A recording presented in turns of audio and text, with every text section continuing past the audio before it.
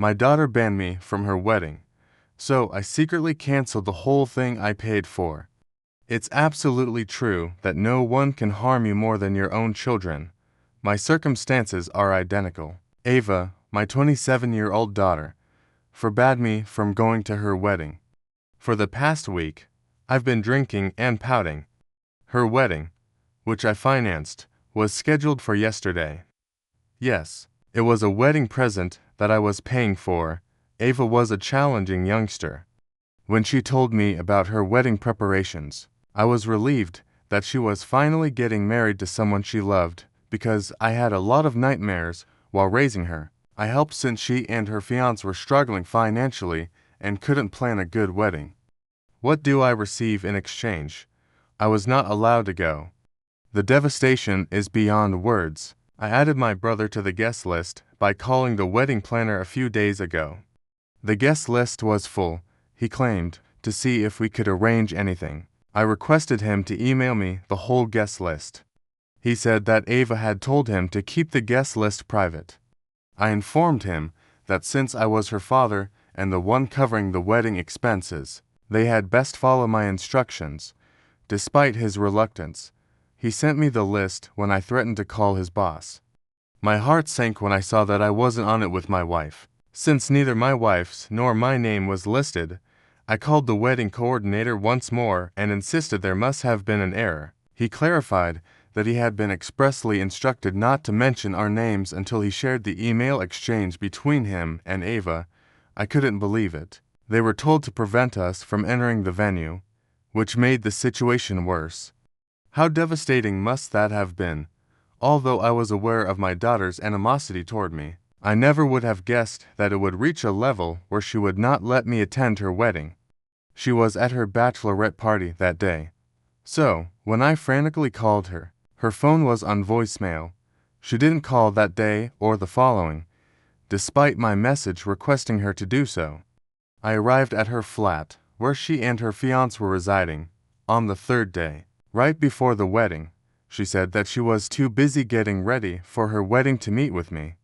She was avoiding me since, by that point, the wedding planner had informed her that I was aware of the guest list. I went there to ask her a question, but her demeanor simply made me more irate. I informed her that I was aware that she had prevented me from going to the wedding. Well, good for you, was her response. Traveling to the location saved you time and effort. If I have time, I will forward the wedding photos. I went utterly insane. This was all there was, no explanation, no regret, no apology. Her cruelty made me cry. Tears filled my eyes as I questioned what I had done wrong to merit this. She said that I had always mistreated her, first by slapping a stepmother in her face and then by siding with other people. Even when she was at fault, she wanted me to stand up for her without reservation when she harassed my sister's daughter. How could I stand up for her when she was discovered using pills in class? I did defend her and prevented her from getting expelled. I helped her get into college, but she decided to remain unappreciative in spite of everything I accomplished. She accused me of generating negativity in her home.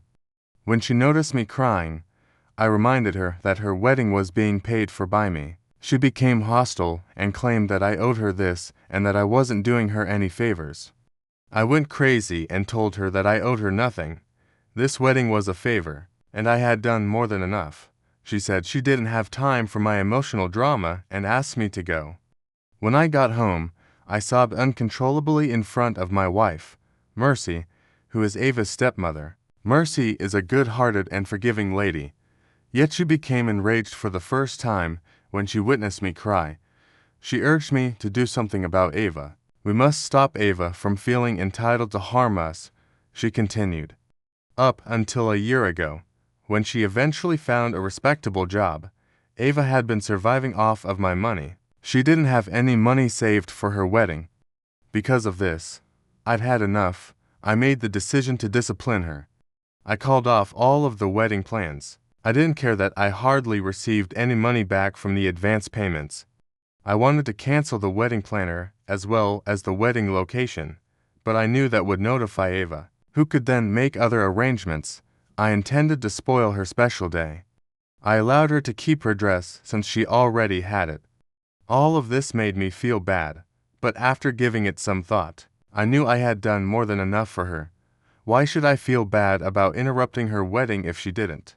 When the wedding coordinator and the caterers and decorators showed up at the location on the wedding day, they were turned away when the security showed them the cancellation email. It sparked a flurry of activity when the wedding planner called to ask for the last payment. I informed them that I was no longer concerned and that they could speak with Ava about it. They informed me that when the venue guards denied Ava access, she got into a fight with them. Her fiancé saved her just in time after she nearly got arrested for trespassing. I had blocked her number when she attempted to contact me. I had denied her entry to the main gate when she arrived at my property. I desired tranquility, but I wasn't scared of her. Talking was pointless since, like she did when I visited her home, her comments would just make me feel worse. She needed to take responsibility for her conduct. She could no longer be repeatedly forgiven. As a child, Ava just wanted her friends to attend her wedding, not family. I honored her decision. Fortunately, she had to deal with her friends about the wedding cancellation, so I didn't have to tell them. My parents were the only ones who weren't thrilled with what I accomplished. They said that regardless of how terrible our kids are to us, we should never treat them cruelly. I informed them that Ava was the cause of this all. Her life, she had been cruel and egotistical. No matter how hard I tried to defend what I did, the guilt still remains. I pretend to be brave, but I secretly regret calling off my own daughter's wedding. My heart has been relieved by writing this down, even if I have no idea why I'm here. Update 1. I appreciate all of your moral support. I didn't think my acts would be praised by others. I was afraid I would be considered a fool for taking such a harsh stance against my own daughter. A few of you inquired as to Ava's history of animosity toward us. I apologize for missing that previously. Here are the specifics. I had no idea how this format operated. My second wife is Mercy, a 45-year-old woman. My kid from my first marriage is named Ava. When Ava was 7 years old, I divorced her mother. My first wife left me for him after finding someone else. I was granted custody of Ava because they were leaving for Europe and didn't want her. When Ava was 13, I remarried Mercy, and ever since, Mercy and I have had to deal with Ava's anger. Mercy is the object of her intense hatred.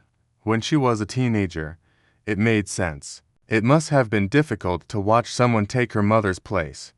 Mercy, a certified children's counselor and teacher, reassured me that Ava would be all right as an adult. She thought Ava would view me as more than simply her father. She would see me as a person in need of a companion.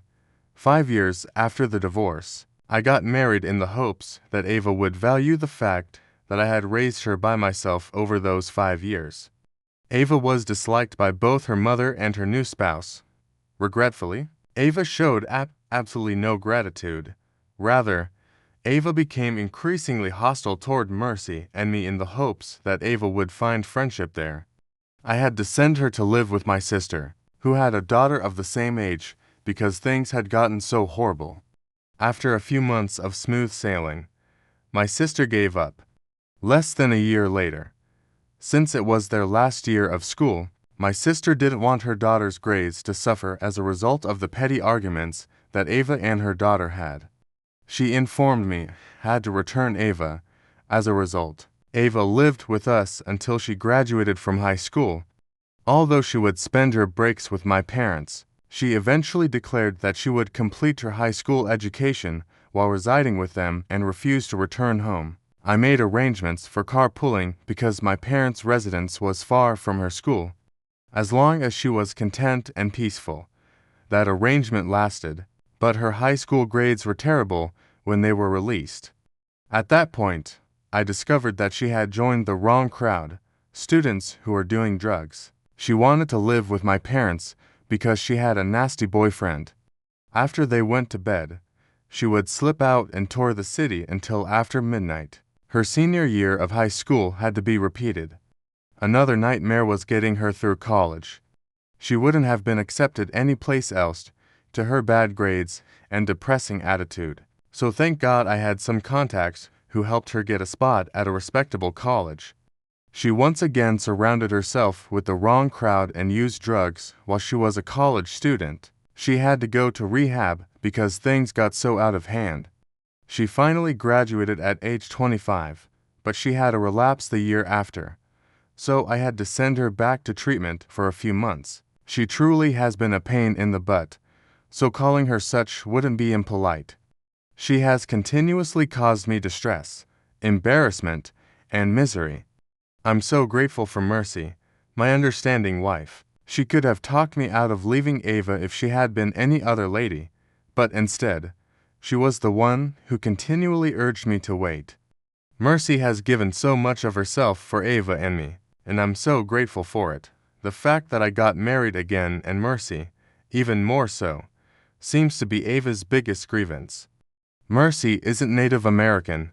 You see, the Middle East was the birthplace of her family.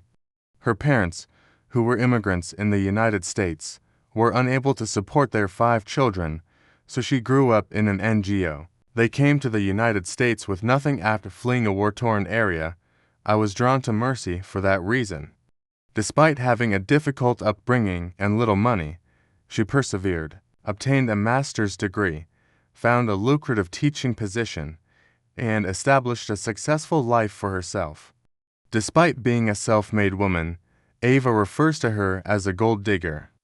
Yes, we have some generational riches because my family has had a successful export company for 2 generations. Since this is my second marriage and her first, Ava thinks Mercy married me for financial gain. Ava argues that if it weren't for financial gain, Mercy wouldn't have married a single father who was 12 years her senior. Mercy is 45 and I'm 57. I don't know who gave Ava these thoughts, but that's why she called Mercy a gold digger. A few of you also inquired as to whether Ava's mother had anything to do with this. In actuality, she hasn't gotten in touch with either Ava or myself since our divorce. All I know is that she was in Germany when I last heard from her regarding the present circumstance. Ava attempted to vent her rage by contacting me after I called off her wedding, but I prohibited her from doing so on any platform. When I called off the wedding, my parents were upset and offered to cover the costs if Ava wanted to reschedule. However, Ava betrayed them, saying they were supporting me using harsh language. She even threw them out of her house and told them not to come again. Although her teacher, who also happened to attend the same gym as me, was the one who discovered her high school substance use, she blames them for it. Following this, my parents had a change of heart and accepted my decision to call off the wedding. I can't give Ava the right to take advantage of and harm us whenever she pleases. I still haven't heard from her, so I have no idea what she's up to. 10 days after her alleged wedding day, my parents paid her a visit 2 days ago. They are still not married. They're probably arranging a new date or simply haven't followed through. Oh, and I blocked the credit card I was using to make the purchase. She still had access to it, but she hadn't used it much since landing her job. She will probably be upset by this, but I don't care anymore. I don't feel guilty now that I know how she treated my parents. They have always cherished and protected her, and they are in their late 70s. It was right to cut Ava off. Update 2. Hello everyone. Although it has been more than a year since I last updated this topic, I have remained in close contact with all of the people who PM'd me or left comments on the post. A few weeks later, I learned that Ava had married her fiancé in a secret ceremony attended only by their closest friends. I wished her luck in life and was pleased for her. I had no social media connection to her, so I had no idea what was going on in her life. My niece informed me that Ava had changed her Facebook status to reflect her and her husband's move to a nearby city before I received a call from an unknown number a week ago. Everything in my life was going according to plan. It was Matt, Ava's husband. I was anxious, fearing that she might have suffered some sort of mishap. She wanted to meet me in person, which surprised me, but he reassured me that she was okay, he claimed he would explain when we met. When I asked why, he proposed getting together for supper and said he was in town. In my heart, I hoped that this would be an opportunity to make amends with Ava. I believed that Matt was serving as a go-between and that she might be too embarrassed to approach me. I went to see him with great expectations, but to my disappointment, Matt arrived by himself.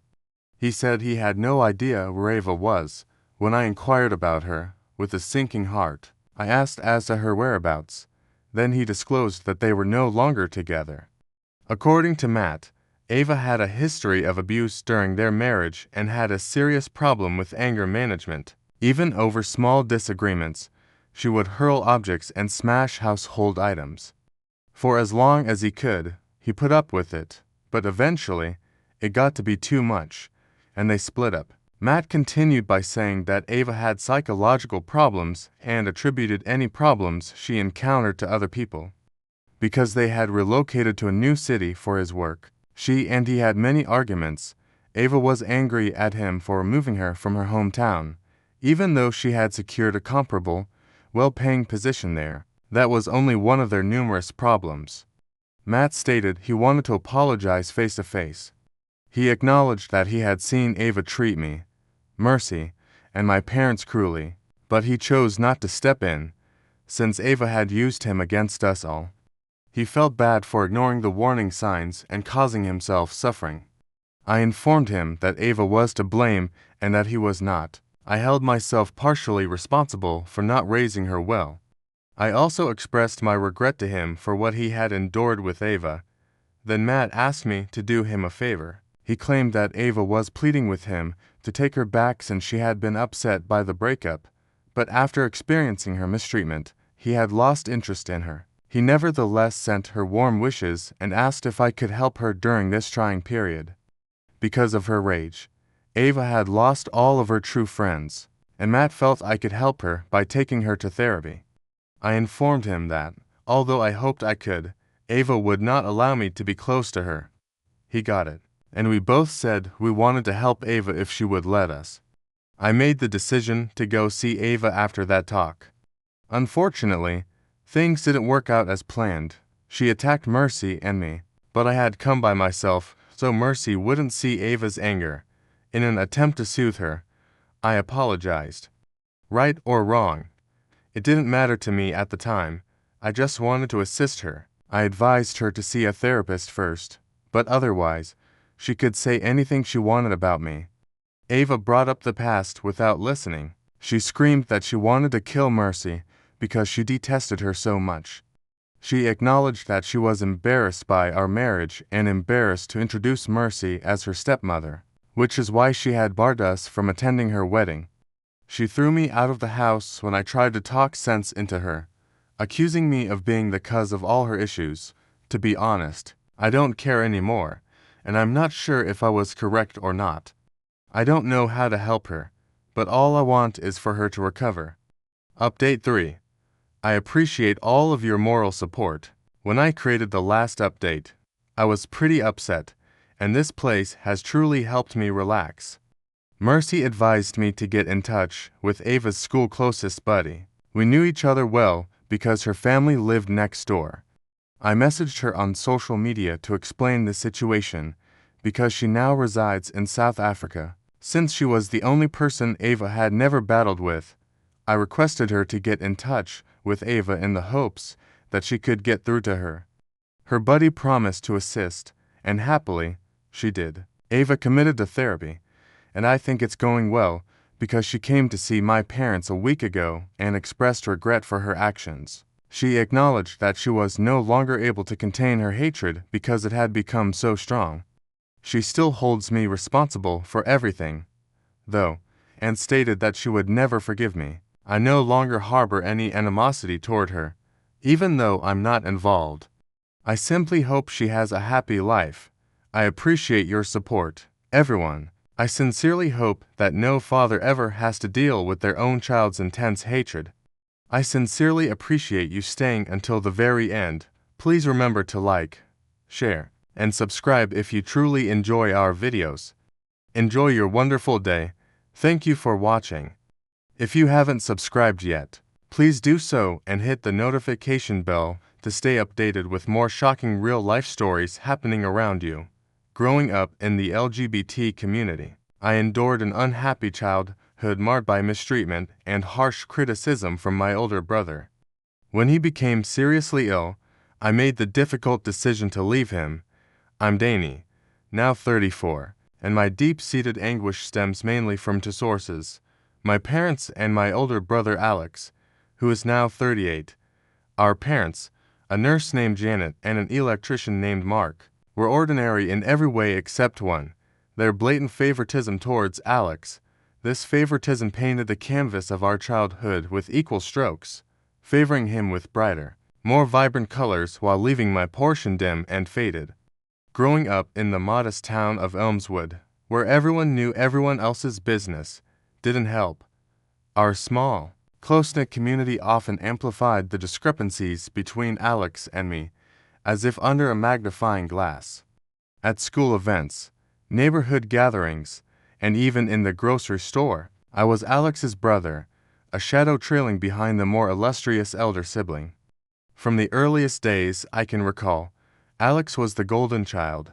Birthdays, which should have been a celebration of life, were the first battlegrounds of favoritism. On my 10th birthday, which fell on a chilly but cheerful October day, I was excited about the party planned at our house. Yet, even this day was co-opted by Alex, as our parents had let him decide the theme. He chose superheroes, knowing full well I preferred dinosaurs. He smirked as he paraded around in a Superman cape, while I sulked in a corner, my T-Rex costume feeling suddenly out of place and childish. Christmas was no different. Each year, Alex would be the first to dive under the tree, his hands tearing through wrapping paper on gifts that often turned out to be the latest gadgets or toys things he wanted. My gifts were often practical: clothes, books, or worse, items clearly meant for older kids, which Alex would end up claiming anyway. The injustice of it was like a stone in my shoe, constant and irksome. Our parents seemed blind to the imbalance, or perhaps they chose to be. They praised Alex's every achievement, no matter how minor, and offered excuses for his failures. In contrast, my achievements were met with nods or polite smiles, and my failures were proof of laziness or lack of talent. This disparity extended beyond gifts and celebrations. At dinner, Alex would talk about his day, his plans, his friends, and our parents absorbed every word with eager attention. When it was my turn, their eyes would glaze over, as if they were waiting for a commercial break to end and the main program to resume. This pattern of neglect had a profound effect on me. It ingrained in me a sense of unworthiness and a conviction that I was inherently less lovable than my brother. These feelings were compounded by the whispers of pity or the comparisons drawn by neighbors and family friends, always noting how different Alex and I were and not in my favor. As we grew older, the chasm widened. High school brought new challenges, bullying being one of them. I was an easy target, not just for my peers, but it seemed for fate itself. Alex, ever the charmer, was popular and athletic. He excelled in sports and had a wide circle of friends. I, on the other hand, was bookish and introverted, often bullied for my quiet nature and the hand-me-downs I wore, many of which had started off as Alex's. One particularly painful memory was during our shared high school years when I was 15 and Alex 19. It was the day of the school's annual talent show, an event I had been eagerly anticipating because I was to perform a piano piece I had spent months perfecting.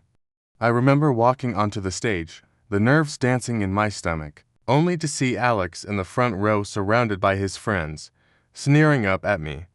Mid-performance, a loud, obnoxious heckle from his direction broke my concentration.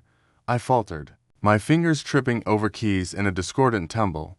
The audience's laughter stung worse than any physical blow. After the show, my parents comforted Alex, who feigned innocence and claimed his friends were the culprits. My humiliation, it seemed, was of no consequence. This dynamic persisted into our adulthood. I watched as Alex, armed with a business degree paid for by our parents, climbed the corporate ladder with ease. In contrast, I struggled through community college, juggling jobs to pay for my education, earning a degree in computer science through sheer grit and determination. It wasn't just in the realm of education or personal achievements that the inequality showed. Even in matters of the heart, I felt the sting of our parents' indifference. When I came out as gay at 22, the news was met with a stony silence from my parents and a cruel jibe from Alex about not wanting to share a room during family holidays for safety. The pain of that remark was sharper because it went unchallenged by our parents. Now, standing on the threshold of midlife, I find myself dredging up these memories, not out of a desire to wallow in past grievances, but because fate has presented a cruel irony. Alex, the brother who made my childhood a living hell, is now battling a terminal illness. To know more about my story and why my brother got sick, let's go back about 2 months ago. I experienced one of the few moments in my life when I felt genuinely cared for and protected, but it came at a steep price: the death of my grandparents. Their passing marked a significant shift in my life, highlighting the contrast between their loving support and the glaring neglect from my parents. My grandparents had always been my sanctuary. Unlike my parents, who invariably showered my older brother with attention and gifts, my grandparents provided me with something far more profound: unconditional love and acceptance. They were aware of the imbalance in my family, and they did everything within their power to make me feel valued. Whenever I visited them, it was like stepping into a world where I was no longer invisible. They listened intently to my stories about school and my small achievements, which my parents often overlooked in favor of celebrating my brother's latest successes. Growing up, the difference in how my grandparents and my parents treated my brother and me was stark. Unlike my parents, who clearly favored my older brother, my grandparents showered both of us with love and affection, though it always felt like they made an extra effort to compensate for the imbalance at home. My grandparents were the kind of people who believed in fairness and equality. They often tried to gently advise my parents to treat us equally, hoping to bridge the gap that was so apparent. "Treat the boys fairly. They both deserve your love and support," they would say in their calm, wise tones. Despite these conversations, which I overheard more than once, my parents' behavior remained unchanged. Their favoritism towards my brother was as clear as ever, and their ears seemed closed to any suggestion of impartiality. The love from my grandparents was demonstrated in their actions and the small everyday moments. They were always present at my school events, cheering just as loudly for me as for my brother, if not louder, to make up for my parents' often lukewarm enthusiasm for my achievements. On birthdays, they went out of their way to make sure my gifts and cake were just as grand as what my brother received, if not more so, to subtly balance the scales. Their passing was not only a profound loss of love and support, but also marked the end of the only advocacy I had within my family. It underscored just how much they had done to protect and elevate me, efforts that were both subtle and significant. They knew the challenges I faced and tried, in their own ways, to shield me, even if it meant standing up to their own children. The day we lost them was a quietly tragic one. They had been involved in a minor car accident, but due to their frail health, they couldn't recover. It happened too quickly, and suddenly, I was left without my pillars of emotional support.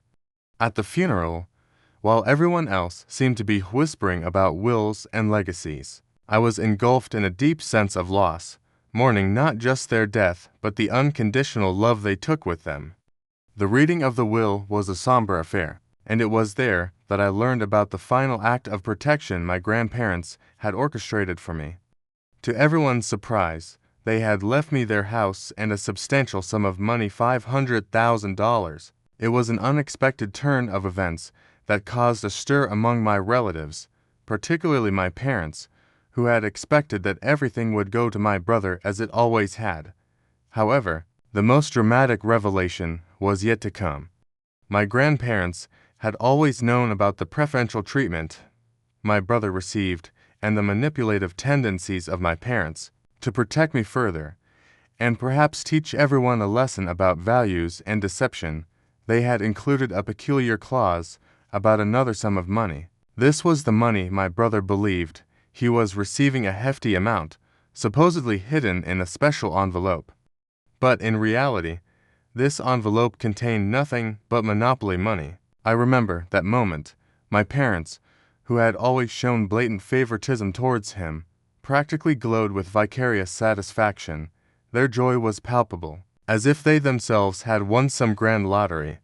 They whispered excitedly among themselves, already planning how this windfall would bolster our family's finances. Perhaps they did not consider, but secretly hoped that my brother would share some of his newfound wealth with them. But the joy of the moment was tainted for me. Standing on the periphery, I watched my brother's face light up with greedy anticipation as he tore open the envelope. His voice, dripping with condescension and unearned triumph, cut through the air like a knife. Finally, something to show for all my patience with this family, he smirked, his eyes not meeting mine, as if I were beneath his notice. It wasn't enough that he had received what should have been my share as well. He had to twist the knife. "Yes, this means I can finally get away from all this, especially you," he sneered, his gaze flicking over me dismissively. The sting of his words was sharp, made all the more painful by my then ignorance that the money was fake.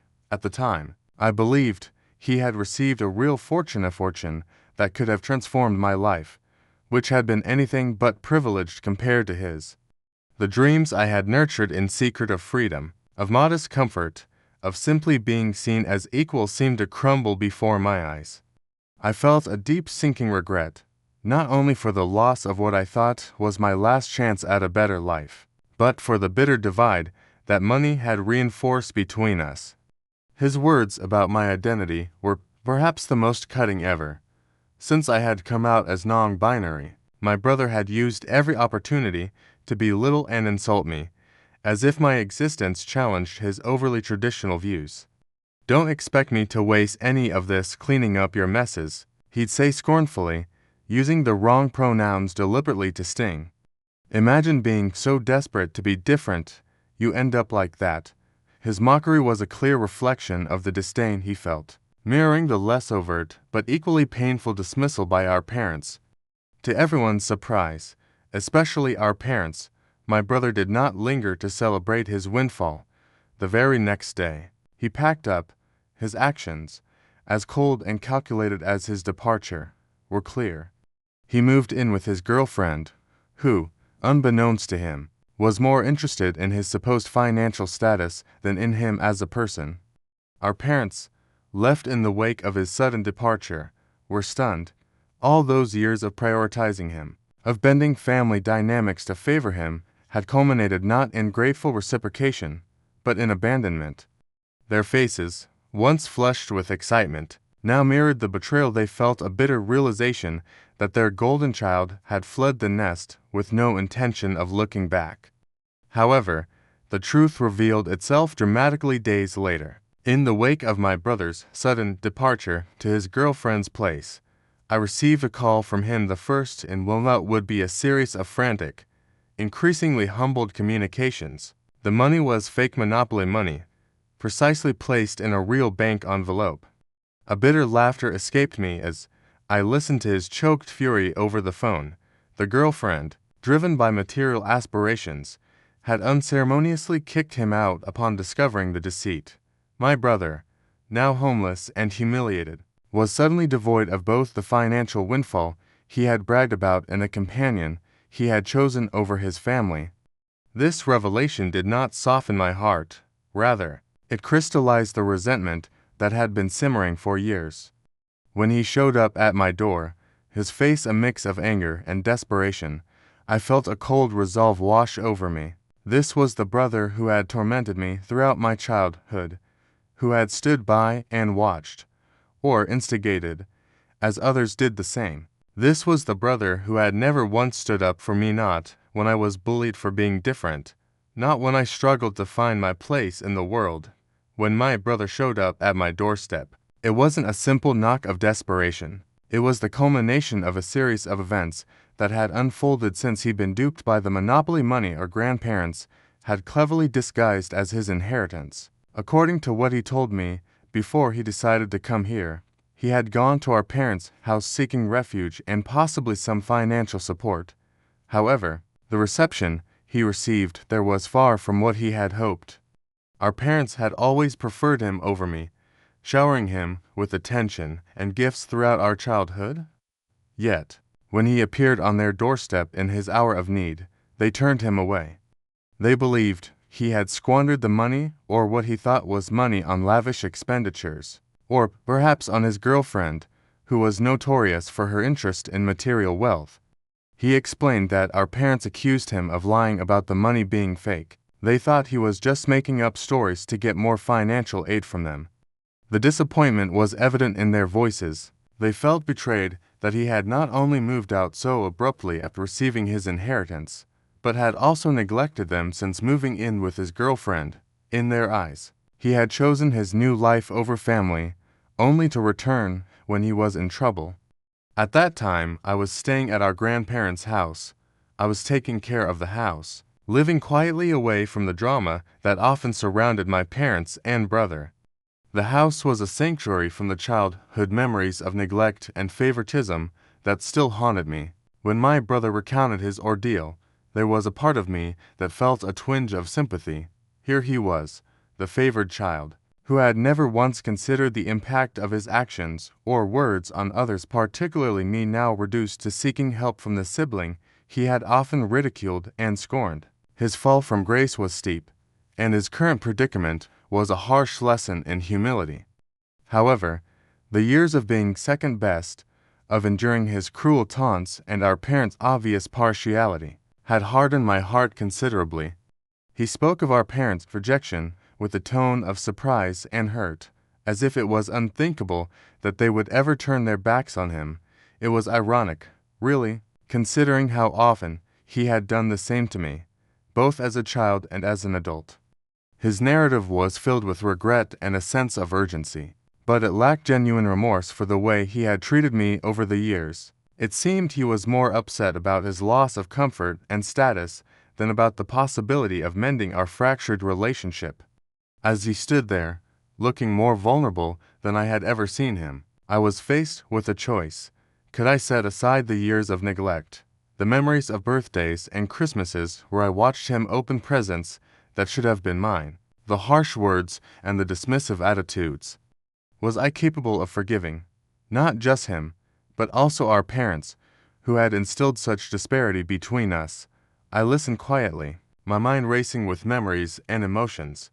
In the end, my response was shaped not just by the hurt of the past, but by the realization of what I needed to do to protect my own peace. I had built a life for myself here, in our grandparents' house, a life away from the constant reminders of my secondary place in our family. Years have passed since I shut the door on my brother, and in that time, the details of his life have faded into a distant haze. I don't know where he lives, nor have I kept up with his goings-on, that is, until today, when a sudden text message broke the silence between us, tearing open old wounds with news of his illness. He was sick, battling a brain tumor, and frequently in and out of the hospital. He couldn't afford the surgery fees and was reaching out for help. The message was brief, almost clinical, but it struck a chord deep within me. It was not just a request for financial aid. It was a plea for familial support, the kind he had denied me throughout our childhood and well into our adult lives. Memories of our past, of his harsh words and cruel actions, surged back with welcome clarity. He had always been the favored son, the golden child, who received the latest gadgets and unwavering affection from our parents, while I lingered in the shadows, the afterthought in their familial narrative. Now, as he lay in a hospital bed, vulnerable and reaching out, those same feelings wrestled within me once again. Could I deny him help when he was possibly facing the end of his life? Was my resentment so deep that I could look away from a dying man, my own brother, regardless of our torrid past? As I pondered over his request, the scenes of our childhood childhood played in my mind like a melancholy film. There were moments when he could have stood up for me, moments when he could have shared, moments when he could have simply been the brother I needed him to be. But those moments never came. Instead, there were insults, there were dismissals, and above all, there was the clear message that I was less than him and worthy of the same love and attention he received so freely. His words from our last encounter echoed in my memory. Where were you when I was being bullied? Where were you when I lost my job? Where were you when I got married to my husband? Each question is a stark reminder of his absence, of his choice to exclude me, to ridicule me for who I was, and now he needed me. Now, when everyone else had turned their backs, when his charm and money had run out, he remembered that he had a brother. I sat with the weight of his request, feeling the old wounds bleed anew. Was I a bad person for hesitating, for wanting to turn him away as he had done to me? Perhaps, but forgiveness is a complex dance, one that requires more than desperation to lead it. As I wrestled with my conscience, I realized that my decision would not just define his fate, but would shape the narrative of who I wanted to be in the face of such profound betrayal. In the end, I chose to respond. My message was simple, devoid of the bitterness that had colored our last encounter. I hope you find the help you need, I wrote. It was neither a commitment nor a refusal, but a boundary set firmly in place. I could not erase the past, nor could I rewrite the hurt that had been inflicted, but I could choose how to move forward, not with malice or resentment, but with the quiet dignity of someone who had learned to value themselves in the absence of familiar love. As I sent the message, a sense of relief washed over me. I had responded not out of spite, but from a place of strength.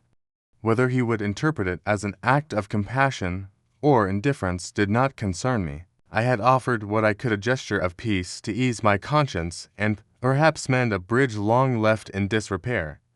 In stepping back, I found my peace, realizing that being a good person doesn't always mean having to fix everything. Sometimes it simply means doing what you can, with respect for yourself and the history that shaped you. You know, one thing that happened that I could have predicted was my parents' reaction when they found out I refused to help my brother. Their first approach was through a series of phone calls. I recognized the familiar numbers flashing on my phone screen, and I knew immediately that answering would lead to nothing but a rehash of old grievances and criticisms. So I chose silence, letting the calls go unanswered. But silence was not a strong enough barrier. It merely postponed the confrontation. One afternoon, I heard the determined knocking at my door. Reluctantly, I opened it to find my parents standing there, their faces a mix of anger and desperation. The initial exchange was as bitter as I had anticipated. How could you turn your back on your own brother at a time like this? My father began, his voice thick with disapproval.